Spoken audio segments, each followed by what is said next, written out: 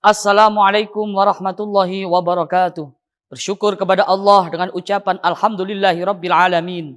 Bersolawat kepada junjungan kita Nabi besar Sayyiduna wa Maulana Muhammad dengan ucapan Allahumma salli ala Sayyidina Maulana Muhammad.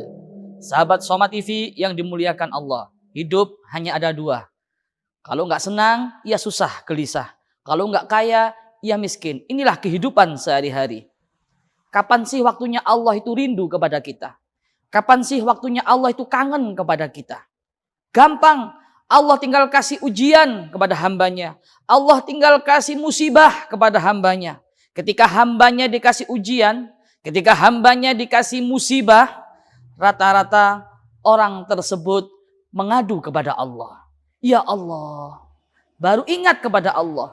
Ya Allah, tolong hamba ya Allah. Ya Allah, tolong kami ya Allah. Itu cara Allah kangen dan rindu kepada hambanya. Sekarang kapan waktunya Allah itu pengen jauh pada hambanya? Itu malah mudah.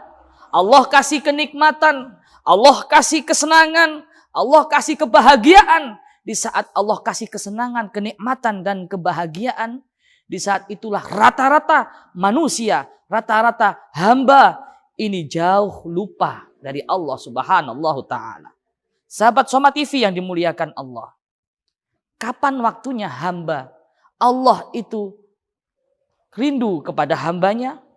Tinggal kasih ujian, tinggal kasih musibah. Di saat itulah Allah pengen bermesraan kepada hambanya. Ketika Allah pengen jauh itu malah mudah. Allah kasih kenikmatan, kebahagiaan. Orang ini kuat enggak?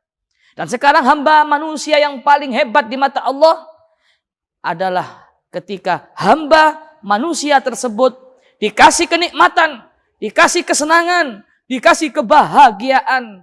Di saat itulah mereka ingat kepada Allah Subhanahu Ta'ala dengan bersyukur. Ketika dikasih nikmat, ketika dikasih kebahagiaan, di saat itulah mereka selalu ingat kepada Allah Subhanahu Ta'ala. Dan yang nomor 4, hamba manusia yang paling terlaknat, yang paling rugi adalah ketika dikasih musibah, dikasih kesusahan, dikasih kegelisahan, di saat itulah mereka sombong, mereka takabur, mereka enggak ingat kepada Tuhannya. Di saat itulah ini adalah golongan-golongan manusia yang sangat terlaknat dan rugi. Na'udzubillahi min dzalik. Hidup hanya ada dua. Kalau enggak kaya, ia miskin. Kalau enggak susah, ia senang. Tinggal kita mau yang senang apa? Yang bahagia atau yang susah? Yang kaya atau yang miskin?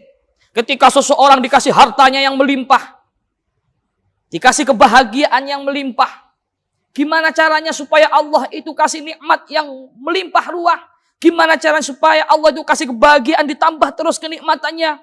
Ini bagi orang yang kaya, itu ada caranya bersyukur. Gimana cara bersyukurnya orang yang kaya supaya ditambah lagi kenikmatan hartanya, ditambah lagi bisa merasakan kenikmatan hartanya? Maka dengan cara bersyukurnya orang yang kaya yaitu adalah dengan sedekah, dengan dermawan. Kalau pengen harta kita ditambah oleh Allah dan bisa barokah, maka jadilah orang yang dermawan. Ini adalah cara bersyukurnya orang kaya. Ketika kita dikasih harta tapi tidak barokah, kita sakit-sakitan, mau enggak? Kita stroke, enggak bisa menikmati kekayaan kita. Walaupun mobil kita banyak, rumah kita banyak. Kalau kita punya mobil itu jangan taruh di hati. Cukup taruh di garasi saja. Kenapa? Kalau kita punya mobil, kita taruh di hati, kita akan bawa ke kuburan. Kita akan pernah bawa itu harta ke dalam kuburan. Nggak pernah kita jumpai orang mati, dibawa ke kuburan bersama mobilnya, rumahnya nggak ada. Jikalau kita beli mobil yang mewah, kita beli rumah yang banyak, cukup taruh di garasi saja. Atau jika taruh di hati, cukup di luarnya saja. Karena yang ada dalam hati kita hanya Allah, Allah, Allah Subhanahu Ta'ala. Sekarang yang kedua, ketika kita diuji oleh Allah, dikasih miskin, dikasih gelisah, gimana caranya supaya kita bisa menikmati itu semua? Walaupun kita dikasih harta yang minim, dikasih miskinan oleh Allah Subhanahu Ta'ala, tapi kita bisa merasakan kenikmatan itu. Bagaimana caranya? Bersyukurnya orang yang miskin, bersyukurnya orang yang miskin hanya dengan beliau ikhlas menerima semua yang diberikan oleh Allah. Keadaannya bagaimanapun beliau tetap ikhlas. Semoga kita semua dilapangkan dada kita.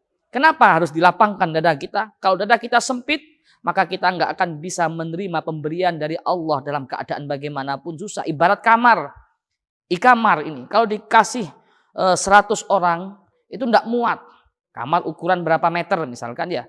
Dikasih 100 orang nggak muat. Tapi kalau lapangan yang besar, jangankan 100 orang, 1000 orang, bagaimanapun karakter menghadapi orang, bagaimanapun ujian dari orang, mereka tetap lapangan itu akan tetap besar dan banyak. Walaupun 1000 orang di situ masih sisa tulang. Baik sahabat, ini sekedar untaian nasihat dari saya. Semoga kita bisa menyikapi dalam kehidupan ini, dalam keadaan dan kondisi bagaimanapun.